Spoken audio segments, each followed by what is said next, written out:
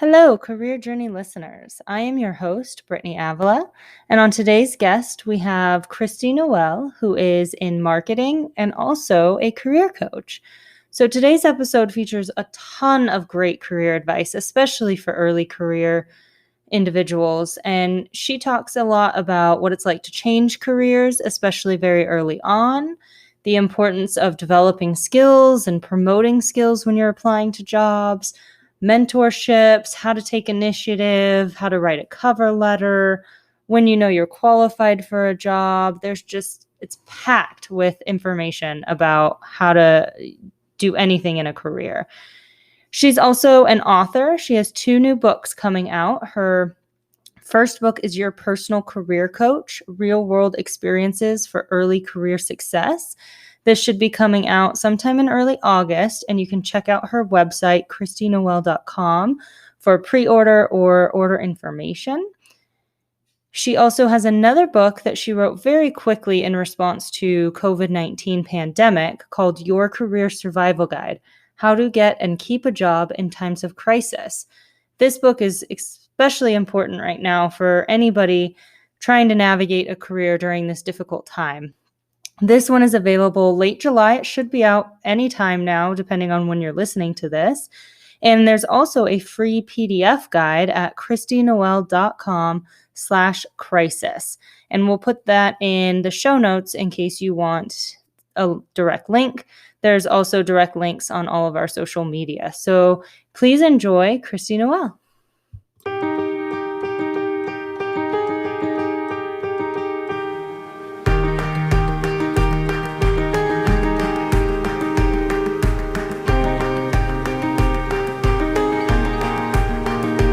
Hey everyone, welcome to the Career Journey podcast, where we explore exciting careers and how to get them from the people who've lived it. I'm your host, Brittany Avila. Thank you for tuning in and enjoy.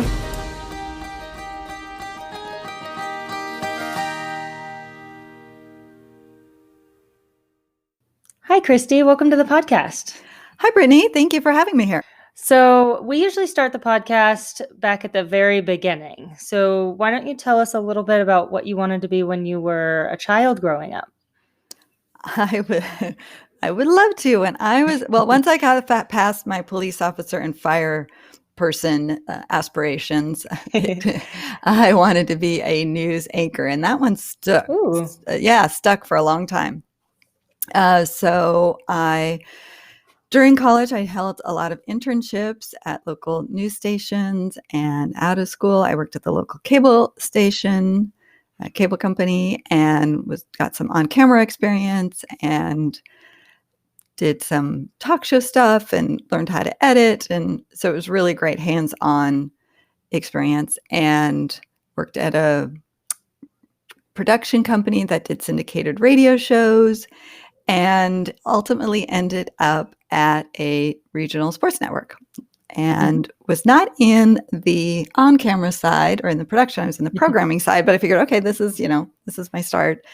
And so got to see the behind the scenes on all of the production element, but while I worked in the programming, but I was also there during the time when I looked at the sales and marketing department and thought, well, that's interesting too. And so after a couple of years there, I got a job in the marketing department of a startup music service company. And so I worked my way up there, and then have been continuing to work in marketing for primarily B2B service companies, tech companies. So whether it's been music or financial or fundraising for nonprofits. So, but the one thing I will say is a lot of that experience that I had, learning how to produce videos, learning how to write scripts and produce syndicated radio shows, and be on camera, and all of that is used in my marketing career.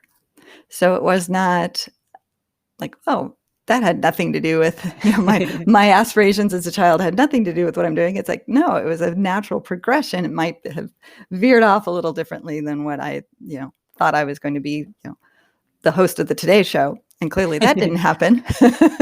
But here I am talking to you. So it's kind of,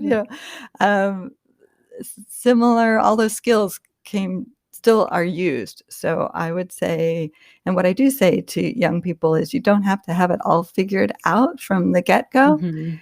And you never know. And I don't find that any experience, while it might not have been exciting or lucrative or what you thought it was going to be, you're going to take something from it and apply it to whatever it is you ultimately do. And I'm still fascinated by things that I did, way back when, and all of a sudden they find themselves into my current career. Yeah. And then how was that decision that you made switching from kind of that on camera or the desire to be on camera to being in marketing? What went into making that decision? Well, when I went into wanting to be an on-air reporter, I knew that required moving to a small town and working your way up at a very small station. And I was fine with that until the reality of moving to Montana, or North Dakota or something like that was very foreign to me. I'm a Southern California girl. Presented itself. So all of a sudden, that didn't seem as exciting. It still was exciting, but I don't know. The reality of what I was going to be earning to move to this very small town, which would not allow me to leave the small town because it was so little pay that I could not fly home to see friends and family and things like that. And so that kind of was in the back of my mind going, well, and then, then there's always there's no guarantee that if I do all these things, I'm going to be on the Today Show. Right. What if the best I do is Boise, Idaho? No offense to Boise, Idaho, but that wasn't where I was headed in my head. Mm-hmm. So when I made the decision, I didn't think I was giving that up completely. There was a lot of stuff going on in my personal life too, as far as my family and changes. So it just didn't feel like a time to make a complete and utter change in my whole life and where I lived and everything like that. I felt I needed to be a little more grounded and closer to home. So I didn't think I was giving it up completely. Turns out I did. But so then when I took a step back, and so I kind of put that dream aside, and then what I liked about the marketing side was there was the creative element that was still a part of the job, which was very similar to being, creating a story. There was still the storytelling. And there was still and I also liked about it was very results driven. So you would know if you were being successful in the sense of whether you were creating leads or selling products or getting people to engage, retention, whatever it was, that there's that satisfaction of seeing, there's a very analytical and number side, and that appeals to my brain as well. Especially with having that desire for a creative side too, because creative fields can kind of go either way, where you don't really have that result and that analytical result to help you gauge how you're doing. Yes, that's very true. And what I like about marketing is there is still that very, subjective part of the creative side, as you said. So it's like, well, I make decisions on ads and positioning and things like that you never know. You could have gone a million different ways, and it's really just a subjective decision that I make based upon my gut, my eye, experience. But then at the end of the day, there's very number driven, and then I can look and say, okay, good call, bad call. And I've had plenty of campaigns where I was sure that it was going to be great, and boy, was I wrong. And just same with the opposite. Like, well, we'll go with that. I'm not sure I'm feeling it, or I don't know that that's going to make sense, or people are, and then I'm totally proven wrong. So, but it is nice to be able to have, in most cases, my boss uses a quote that says, in marketing, 50%, or maybe it's advertising 50% is wasted dollars. I just don't know which 50%. And there's a lot of truth to that, because there is not, in digital marketing, there's a lot more ability to track results, but in traditional offline marketing, when you're talking about radio ads or television ads or something, and print ads, it's very hard to track the results. So there is still that component where you're not always 100% sure. But when you do have those numbers, it's great to be able to confirm your decisions in your direction. Yeah, I like that quote. I feel there's a lot of overlap in teaching. I have that same process where I have a lecture and I'm like, this kids are going to love it. They're going to enjoy this. It's going to be energetic. It's going to be fun. And then they're all looking at me with blank stares. And other times I'm like, I don't even want to teach today. And I go in there and it's like the perfect class. Welcome to marketing, Brittany. Sounds like we have very similar experiences. Well, and there is some overlap because I teach psychology. So there is some overlap with marketing. But can you walk us through maybe what the marketing field looks like, what you're maybe doing on a day-to-day basis? Sure, I'd be happy to. And what I would say is, in marketing, there is not a lot of consistent, every day looks the same. So we have similar things that we work on, but it is definitely, if you don't like monotony and routine, then marketing is a great field. Awesome. So on any given day, we could be working on, as I said, we could be doing ads, on Facebook and Instagram and LinkedIn. We are doing email marketing. So we're creating emails to go out to our prospects. What we do to convert those my goal is to try and get leads in, which is a name and an email and a phone number, so that our sales reps can call them and follow up and talk about our nonprofit fundraising software.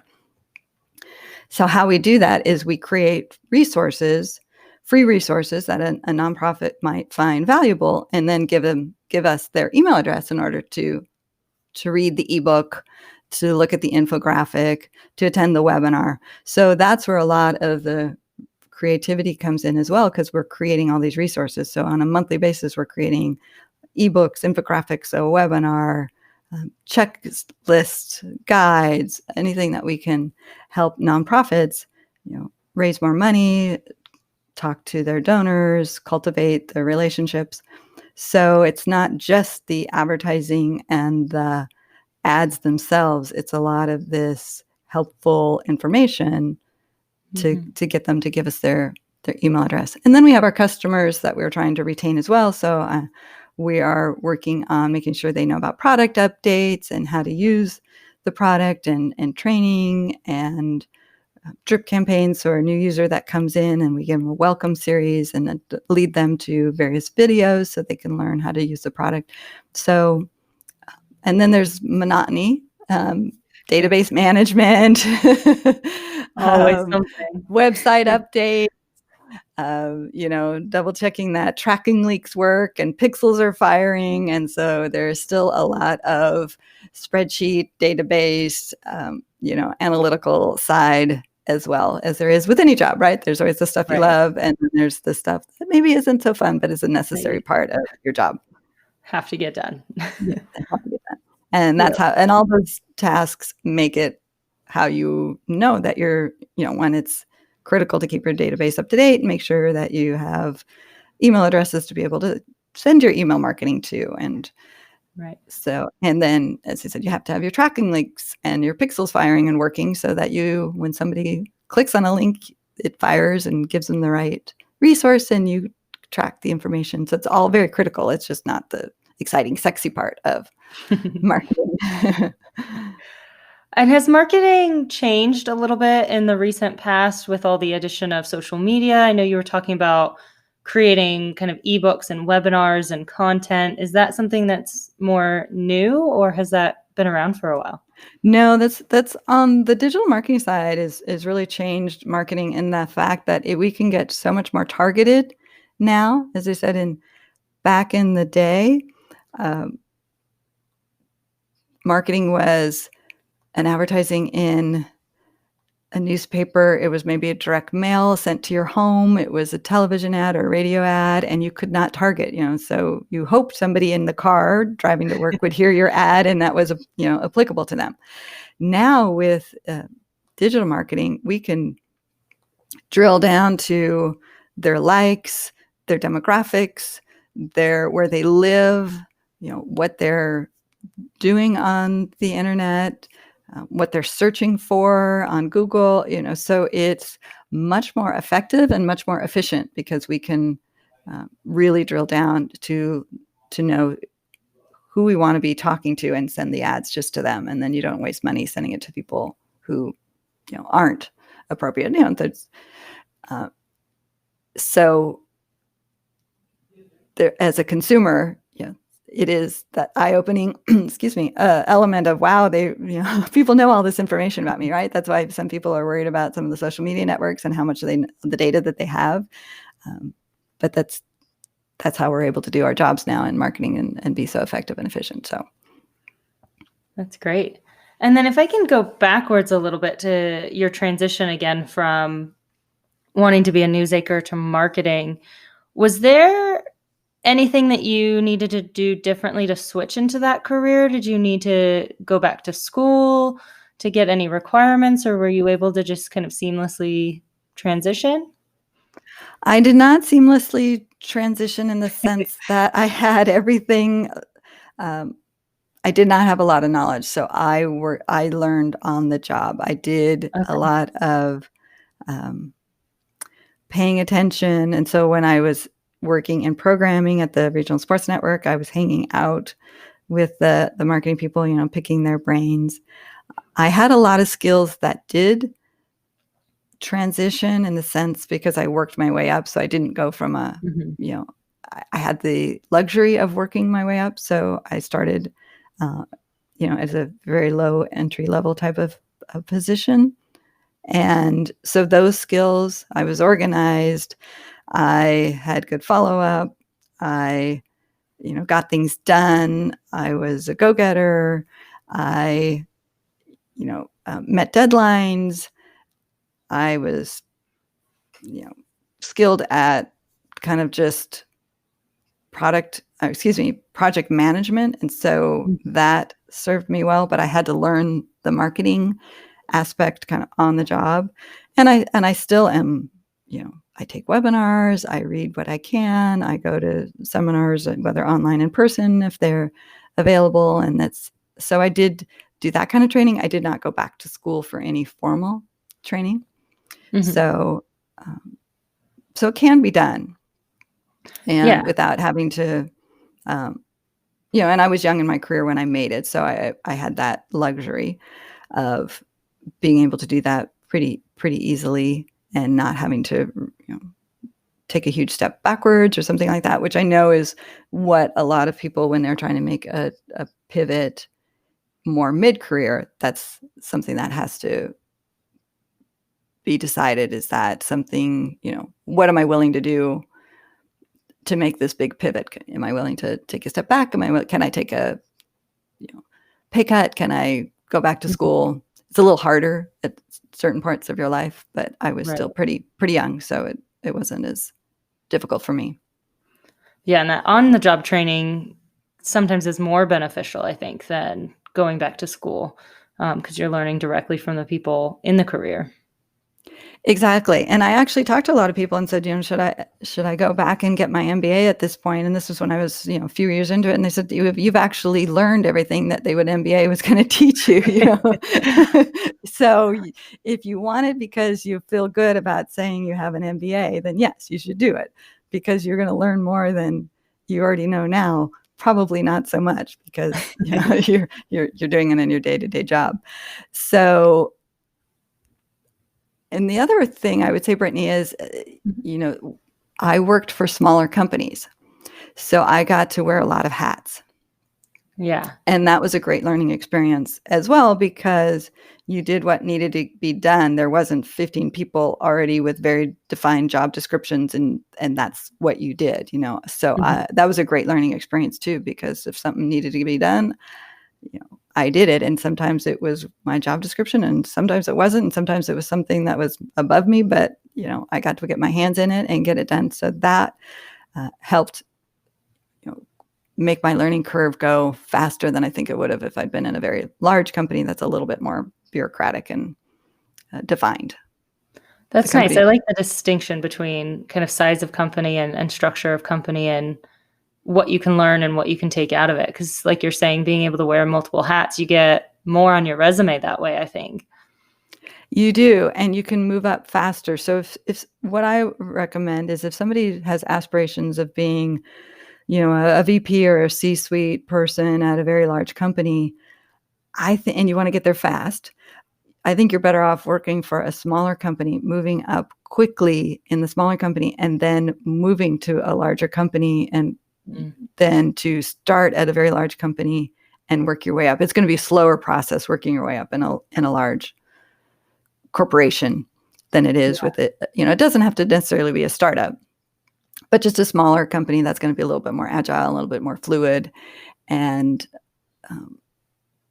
and you'll maybe have the opportunity to a little more hands-on, work more closely with some of the leadership and the management team. There's not going to be quite so many levels of, senior titles to keep you from, supervisor, manager, senior manager, director, senior director, vice president, senior vice president, C-suite or something like that. So it might just be one layer of vice presidents and then a lot of other people. So you have a lot more interaction to be mentored, to learn, to interact, get feedback, things like that. Great. And then I want to transition a little bit because we've been talking a lot about your career in marketing. And I want to transition. You also have a career in career counseling, and you have 2 books, one that's already out and one that's coming out soon, right? Correct. I have 2 books coming out soon. One is coming out very, very soon, and the other one's right on the heels of it. But yes, they're both career-related advice books. Okay, so tell us a little bit about how you got started into that part of your career as well, and kind of branching off from just marketing. Sure, happy to. So when I was in my marketing career, I was working primarily for and with men. There was no women in management positions, and I didn't have any women mentors. And so I was learning, as we talked about, I was learning on the job, and I was learning to manage people and projects and working with other people without a lot of guidance. And so I was watching how the men were doing it, and sometimes it worked and sometimes it didn't seem to work. And a lot of the situations that I was in, they weren't in. It was very, they weren't a female, sitting in a executive management meeting with 10 men. Right. And so I wanted to help other women who were coming up to kind of not have to learn those experiences on their own like I did. So I have been toying this idea of writing a book on the workplace for women. Somehow I started talking to my dad, and he had been working on a book idea of helping young people because he had been the first in his family to go to college. He didn't have anybody to help him navigate his early career. Didn't feel like he had immediate mentors to, he says, I didn't even know how to tip when I went out to, a business lunch. How was I supposed to handle that and things like that. So he had this idea of writing a book to help young people. And so we collaborated. We kind of put our ideas together. And then we had other people who wanted to join and share their stories and experiences.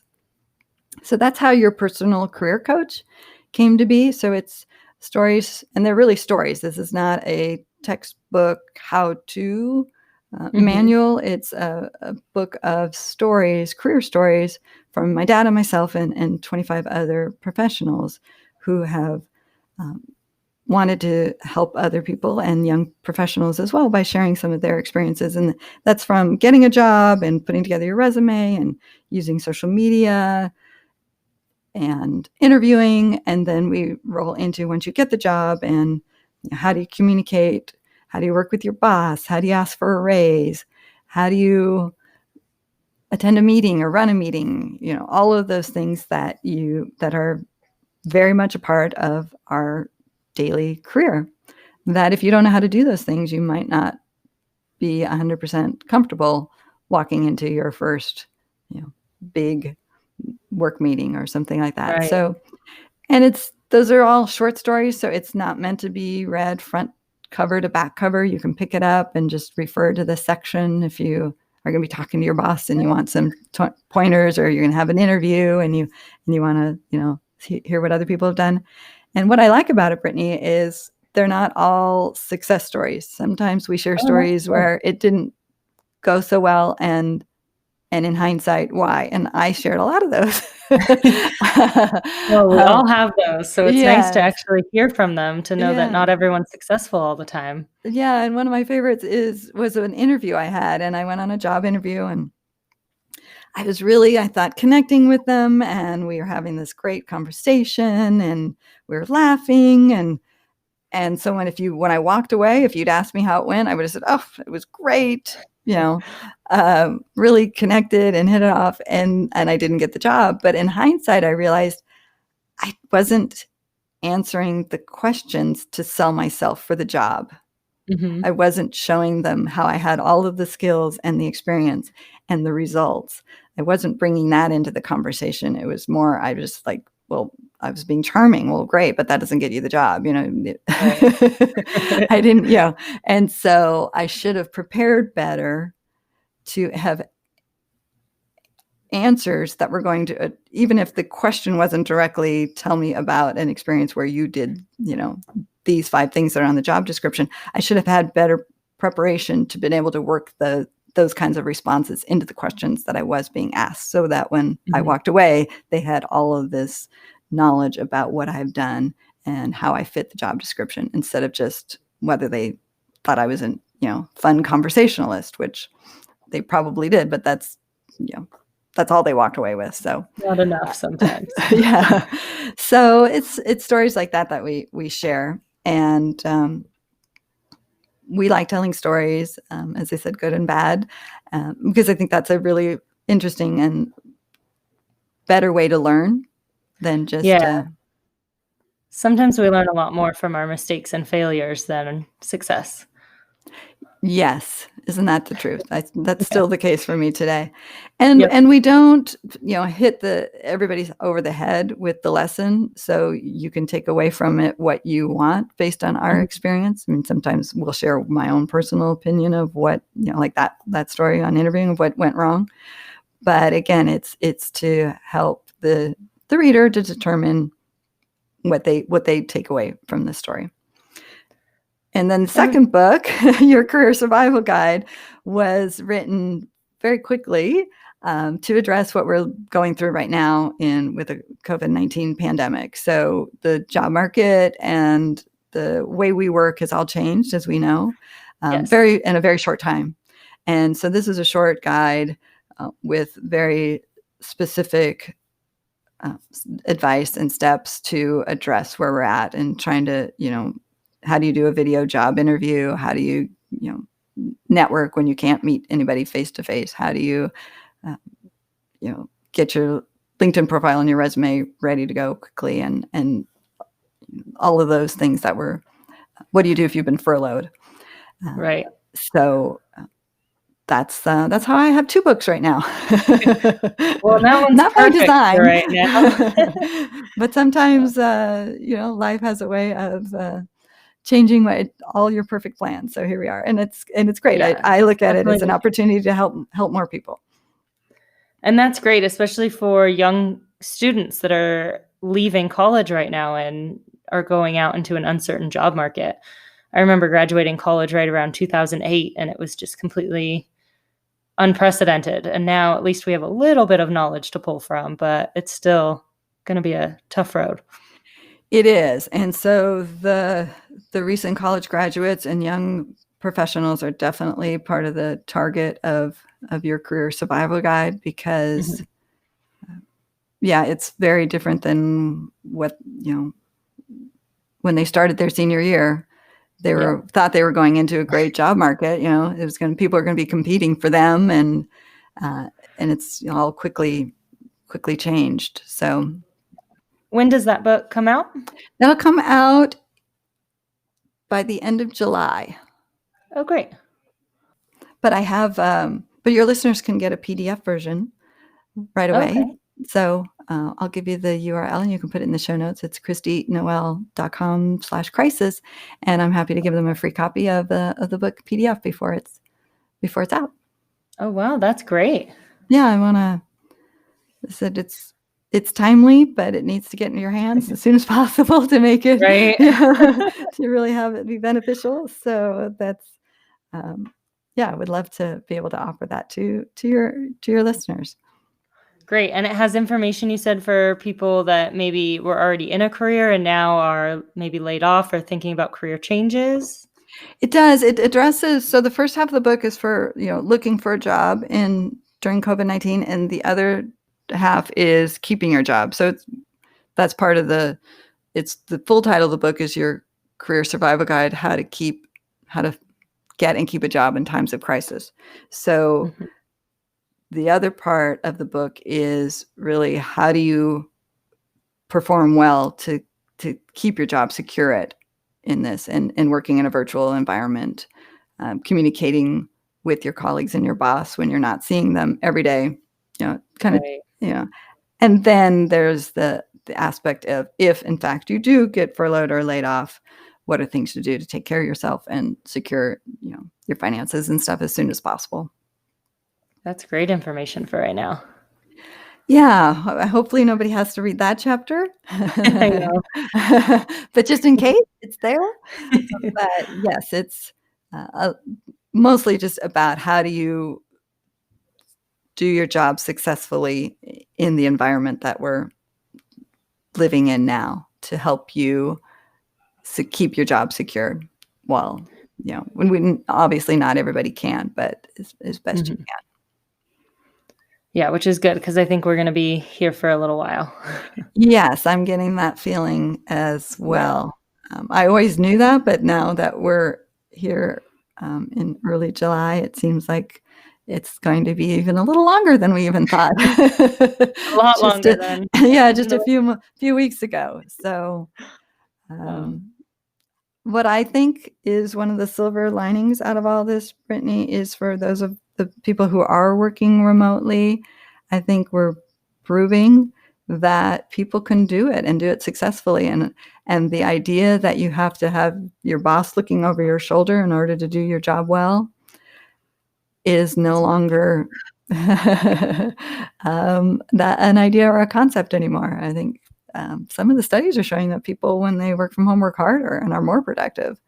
I know. I wish we could get rid of a lot of those employee monitoring devices and technology.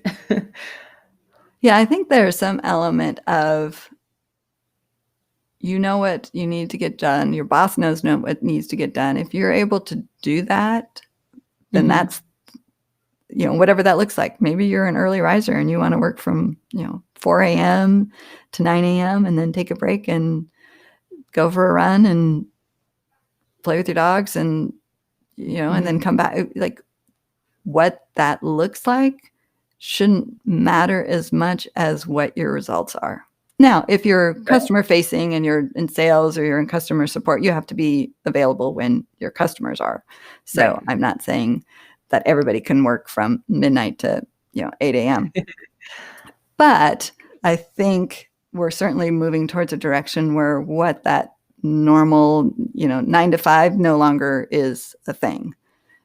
Yeah, which is great because I do know there's research out there that people are productive at different times of day or in different formats, depending on a variety of factors, but kind of personality and who they are. So there's definitely a lot of industries I think that are more adaptable to being able to work remotely or work from at different times even. Exactly.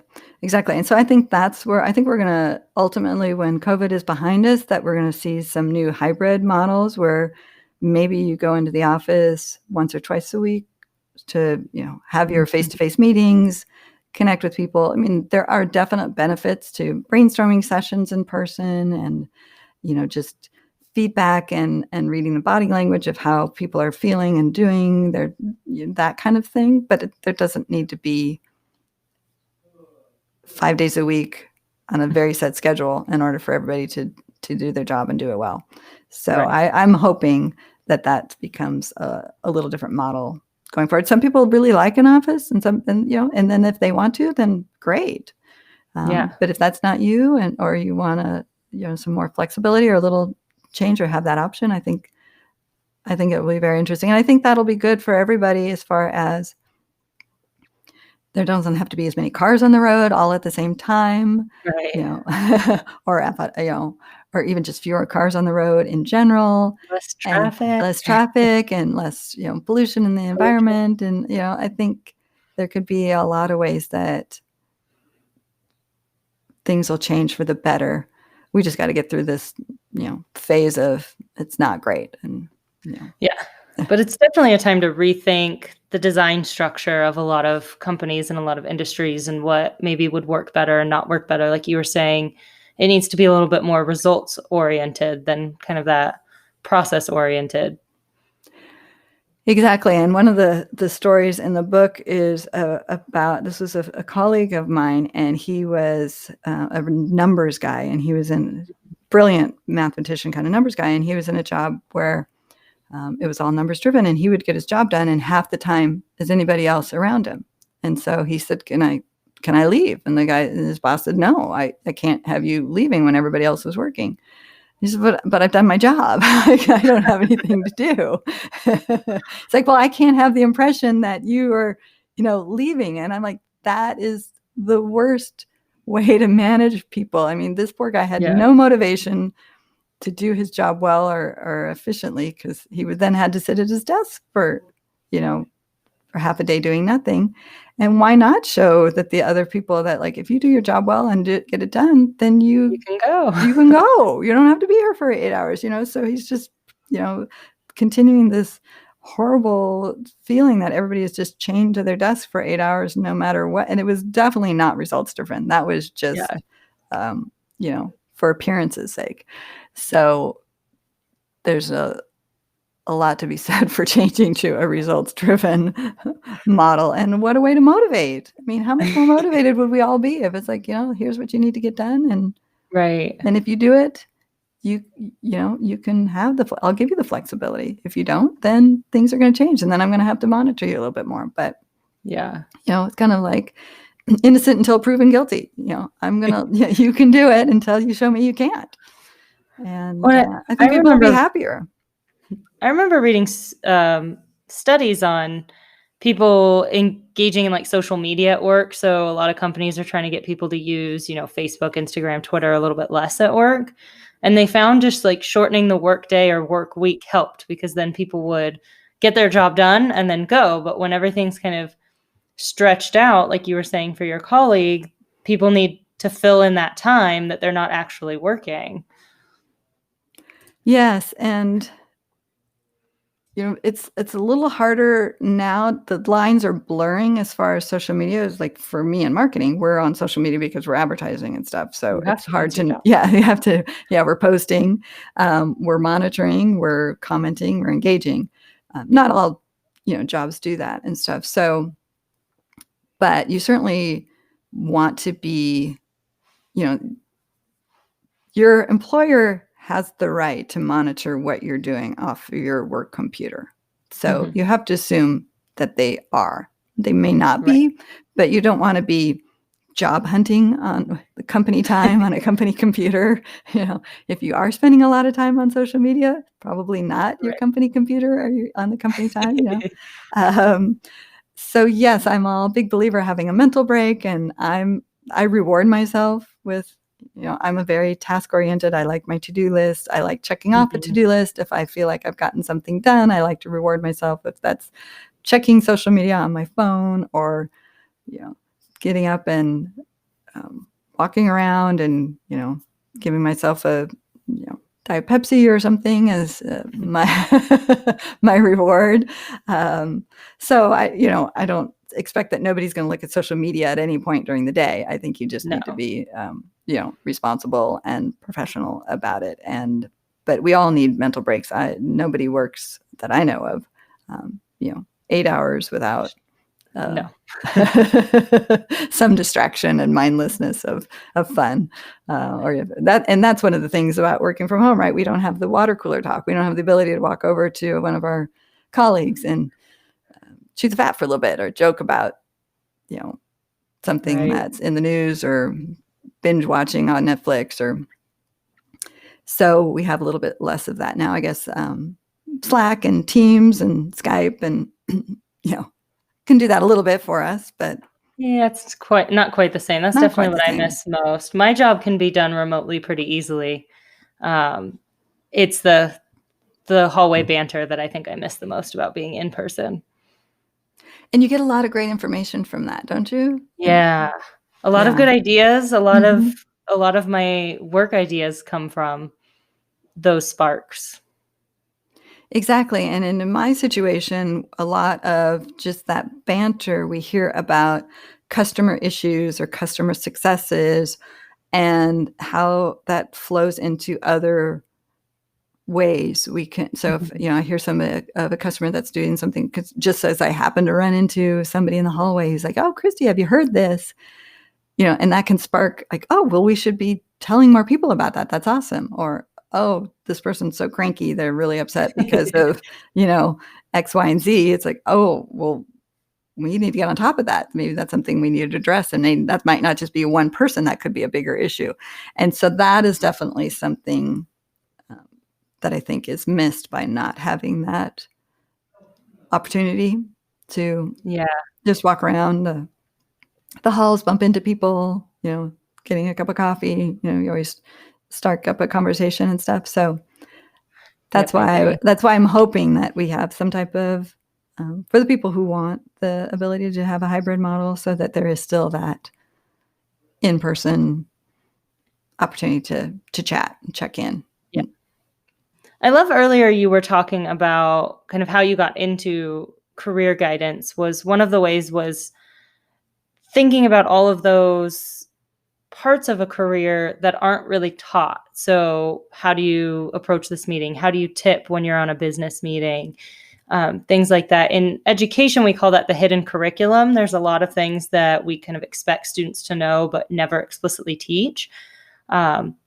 And obviously that's permeating more than just education in different jobs. So do you have advice for people at the beginning of their careers for how to learn some of that stuff?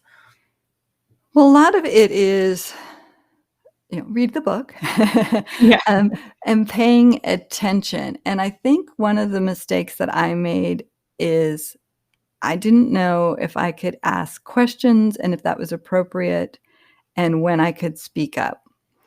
And so the people want to help other people, but they can't help you if they don't know what you need help on. Yeah. So now that doesn't mean you want to, be somebody's shadow and ask about everything. But if you say, "Hey, I got invited to this meeting. What do you've been going? What do you think's the best things I could do to prepare? Or how should I, is there any special seats? Like, does the CEO always sit in the same spot so I know not to sit there? Is it appropriate for me to take my computer to take notes, or should I take a pad of paper? Because if you take a computer to take notes, a lot of people like to take computer on taking notes, but then a lot of times people don't know what you're doing on the computer and it looks like you're not paying attention to the meeting. So you might actually be better off going a little more old school and taking, a tablet and a pen and taking notes so that you look like you're more engaged. But then if you go into a meeting and everybody's got their computer out, then maybe that's time that's acceptable. So things like that, you could either just, be prepared with both and watch the room, or if you know somebody that you're comfortable asking prior to, then I think that's great. I would recommend also, you don't have to just wait for this is another mistake that I made. I used to always wait for my boss to give me feedback. I never asked for feedback or questions, and not just overall job performance, but just specific tactical things. And so if you don't ask for, is this looking like how you want me to deliver it? Am I on the right path? Is this the time frame that you need it by? Am I doing the right things? Check in halfway. The worst thing is to do a whole project, turn it in, and find out you did it wrong. Yeah. Frustrating for you, frustrating for your boss or your supervisor. It's just not good for anybody. So you want to try and minimize those. Just doing check-ins. I recommend people, especially young professionals, ask for one-on-one time with your boss. Some bosses don't. That's not part of their normal routine. But again, you don't have to wait for it to become their routine. You can make it part of your routine by asking for it. So don't overstay your welcome. Don't ask for too much time. Don't ask for a 30-minute meeting and stay for an hour unless they're okay with it. But it's a great opportunity to go over your projects, go over your priorities. That's another thing that I learned the hard way, that I wasn't aligned on projects and priorities. And so people were working on things that were not important to me and not working on the things that were. And then they'd come to me all excited and all proud. Look what I've got. Like, well, that was number 5 on my list. Where's number 1 and 2? And then they would leave deflated. And I would be, frustrated and stressed because, it wasn't what I needed, wasn't being presented at the time that I thought it was going to be. So really taking the time, if you can do it weekly, get in front of whoever your supervisor is and come in with a list of your projects and priorities typed out. Doesn't have to be the whole to-do list. Nobody wants to slog through that, but just here's my 5 things that I'm working on in this order. Is this aligned with what's important to you? That's great. Clear up so much of that miscommunication, that frustration, and that wasted time just by having somebody look at that and go, no, actually I need number 4 and I need that by Tuesday. Number 3, that's lower down the line. That can be, when you have time. And man, you walk away with such clear direction. And your boss doesn't have to be the world's greatest communicator or a leader to be able to do that. So I think that's one of the things that, again, nobody taught me. I don't think nobody's going to tell you that if you do get your MBA, but is so important. And I still do that. And it shows initiative too. So it makes you look a little bit better, even, I think, in the eyes of your boss, to know that you're taking lead, especially if it's not something that's already part of their routine and you're making it part of your routine. I think that shows a lot of initiative. Absolutely. Absolutely. And it's so important to, if you're not being managed well, or you're the community, then you take it on, and then that's great. It shows, so it shows that you're a go-getter and that you want to achieve results and be aligned with your boss, and all those things make you look good and makes them look good, because what you're doing is helping them do their job better. And those are all the things that help you get ahead, quite frankly. Yeah. And I'll extend too, for our listeners that are still in college, this is something that's really great to practice in college, because your teachers we kind of sometimes mimic that boss setting in the power dynamics of a university, and being able to approach us and ask us for that feedback before you're done. Again, it helps us so that we don't have to grade a paper that's done incorrectly, and it helps you not submit a paper that's done incorrectly, but it also gives you those skills that you can practice of reaching out and showing that initiative and getting to that point. Totally agree.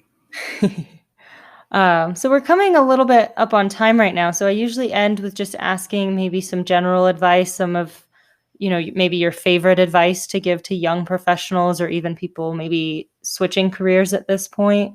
What would you say is probably your biggest piece of advice? Oh, goodness. Well, for job hunters, I would say you have to write a cover letter, and you have to customize your cover letter and your resume for every position. You cannot just use a single cover letter and a single resume and have that be your one go-to for every job. You need to read the job description, make sure you understand some of the key responsibilities and what they're looking for, and make sure it's reflected in your resume and cover letter. and take that extra time, or you're just burning your time. And especially in a competitive job market, in which what we're in now, there are going to be lots of people applying for the same job, and people will have exactly what they're looking for. So you better make sure that that's reflected in your resume and cover letter. And you do need a cover letter. For my other bit of advice and that's whether they're looking for a job, out of college or early into the career or well into their career. That's advice for anybody in that position. The other advice that I have related to that is, do not rely solely on just sending your resume and cover letter to the job portal or the LinkedIn apply button or the jobs at email address. Find somebody who knows somebody who works in the company that can, and send your resume to them as well and have them forwarded on. You're much more likely to get somebody to review it if there's some type of connection. It doesn't have to be the world's greatest connection. You take whatever you can find. But you're going to get a human to look at it, and that's what your goal is. If you're just submitting it in the standard application way, then it's just a computer is going to review it first. And that might be as far as you ever go. So use your connections, use LinkedIn to just find anybody who, even if it's a couple people removed, but somebody knows somebody who works in the accounting department, but you're trying to get into marketing, that's okay. Take it. And that's going to make a difference. Eventually, that's how you're going to get noticed to get hired. There's been a few cases in my career where I did it just the traditional way because I couldn't find any other way, and it's worked out. But most of the time, that's a very hard way to get. You can't put all your eggs in one basket, as my grandmother used to say. Especially in a competitive job market where they might be getting hundreds and hundreds of applications, it's hard to whittle those down. So having some sense of personal connection or even familiarity usually helps. Exactly. And that's why I say it doesn't even have to be, oh my gosh, Brittany recommended you and she just raved. And, it could just be just the fact that there's some personal connection. Yeah. This Bob in accounting knows this person, so she asked me to forward it to you. Yeah, that's going to get a bit more attention than as you said, the hundreds of applications that are being scanned by the computer. So spend that extra effort to do that. And that's my biggest advice is it's time consuming to look for a job. It really is. And so spend your time on the jobs that you are qualified for and have the right experience or have the right industry. And while it's fun and exciting to think that you could be, apply for this, really cool job, but you don't have any of the right experience, you're just going to be burning time that you could be putting extra time into perfecting your resume and your cover letter and finding somebody for this other job that you are aligned with. And in a competitive job market, as I said, they're going to find who they're looking for. So just because you think it sounds really great, but that's not your background, they don't need to look at you. So other times, then that's fine. Maybe you might have better luck. But right now, I don't want to burst bubbles and break hearts, but that's just the reality of where we're at. So if you don't have any experience being a sports producer, then it's going to be hard to break through right now. Yes, exactly. And what do you think about kind of having all of the job qualifications? Do you think that somebody needs to meet everything that they're looking for in a job ad, or maybe just most of them? Definitely not all of them. So, but most of them, yes. And then you're going to want to emphasize the ones that you do. And you don't have to admit the ones you don't. You just don't address them. But they did a study, and I'm sorry I don't have the reference to it, but the difference between men and women, if women didn't have everything on the job description, they wouldn't apply because they didn't see themselves as qualified. Men could have one. I do that one thing. Cool. I'm totally qualified. I'm submitting my application. So men and women don't do either one of those things. So women, it's okay if you don't have to have everything. If you have most of it and everything else is aligned, go for it. And men, if maybe you need more than one of the aspects of the job to get hired. So I'll say, going back to those personal stories, I saw that same study. Again, I don't have the reference on me either, but I saw that same result and I immediately changed my tactics, and I've gotten several opportunities that I've had were because of that study, and I realized that I didn't meet every qualification and I still applied and I got them. So I'll just echo that that's good advice to still apply, as long as you're meeting most of them. Yes, absolutely. And what I tell people too is, for me, if I'm hiring, I would rather hire somebody who's got really good skills of looking and had done what I'm looking for than have been in the industry that I'm in. Okay. So don't let that stop you either. So if you've got all the skills, but you haven't been in that industry, then emphasize that you've done everything they've done and you can learn, because I can teach somebody an industry. Right. It's a lot easier for me as a manager to teach somebody my industry than it is to teach them to be a good marketing person or have a good brain to be able to, and a good creative eye. So I'm not a big believer that you have to come from the same industry. I think actually crossing over industries is better for my team as well, because I bring in different perspectives and different approaches and things like that. So I wouldn't let industry be a deterrent from applying for a job if you've got all the job, responsibilities and experience. And then make sure you talk about your successes. So if you increased sales by a certain percentage, or you increased ARR, or, converted more marketing leads, or you've generated more leads, or you saved money, you saved time, you increased processes and procedures, or whatever it is that you did that you can point to, not just regurgitate the job description.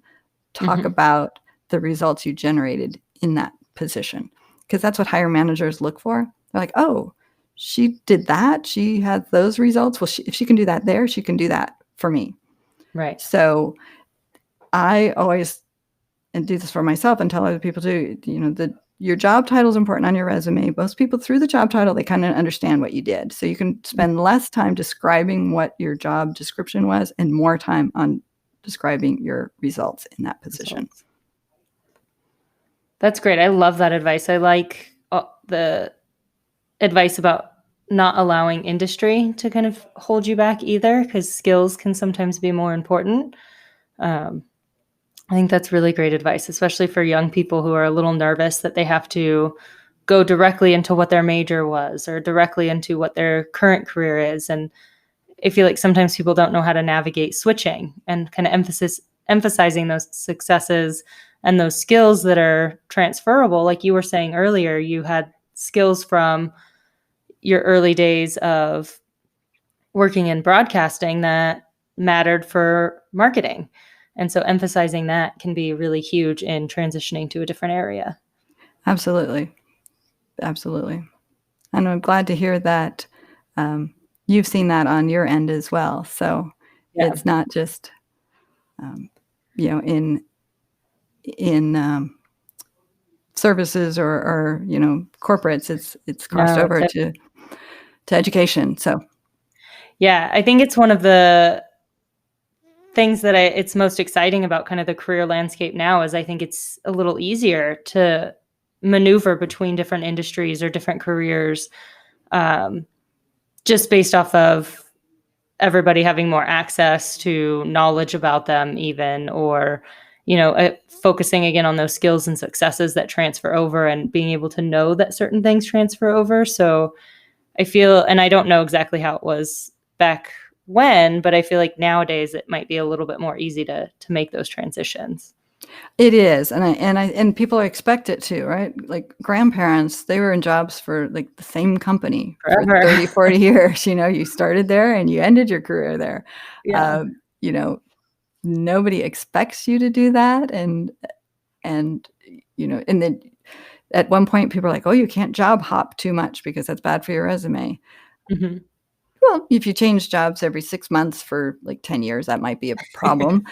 But it's almost the opposite, where if you're at a job too long, it's almost like, oh, you've been there 10 years. Why? Why? Yeah. Why haven't you wanted to, change jobs every 3 or 4 years, or, or Yeah. 2 if you're starting out or something like that. So, and because there is so much more movement between jobs, you do get different kinds of experience in different industries and different experiences. And all of that kind of goes just to make you a more well-rounded and marketable employee.